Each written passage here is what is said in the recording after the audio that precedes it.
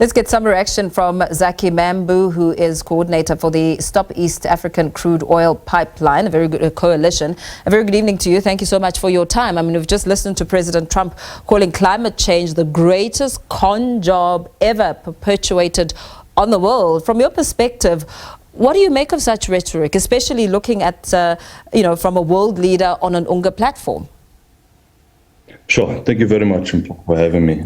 Look, I think it's unsettling that in this day and age, in 2025, that we still need to debate, whether climate change and the crisis of climate collapse that we are in, whether it is real or not.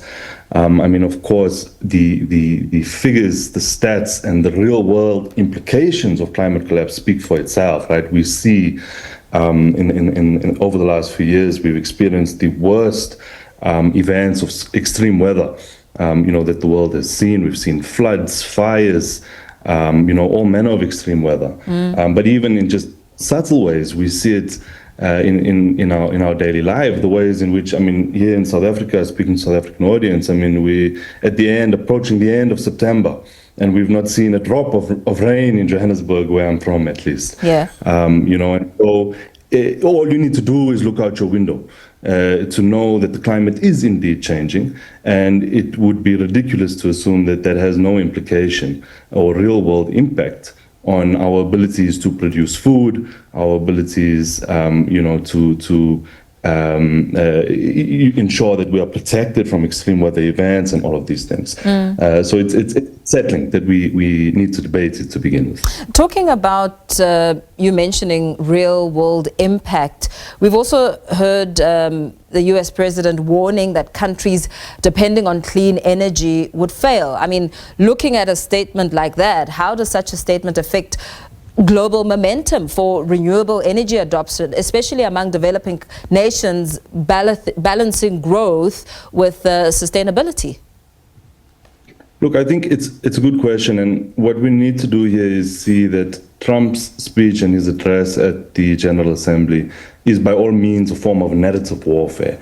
So on the surface, there's many of us who may dismiss it as some form of, it's a circus and some form of political theater and everything else. And of course, it's something that very evidently comes across as anti-science and lacks economics, even by bourgeois standards. But underneath it all and at its core, what it is a permission slip, right? So even the market that Trump himself worships will tell you clearly that renewables are the cheapest and fastest way to build power on this earth.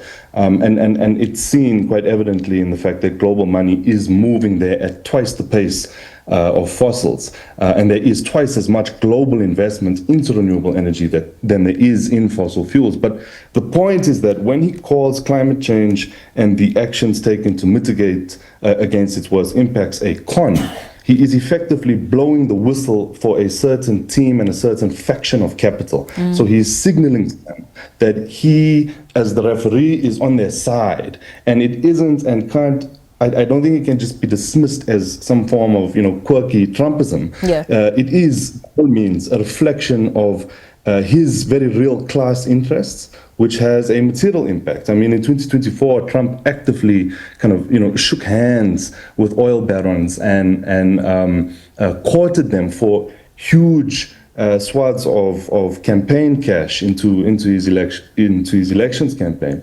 And of course, in return, he promised them deregulation.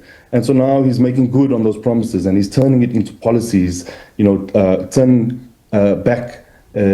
on the tap of LNG. He's lifting the pause that was in place. He's cutting power plant emissions rules and standards. And by all means, this should be viewed as a transaction.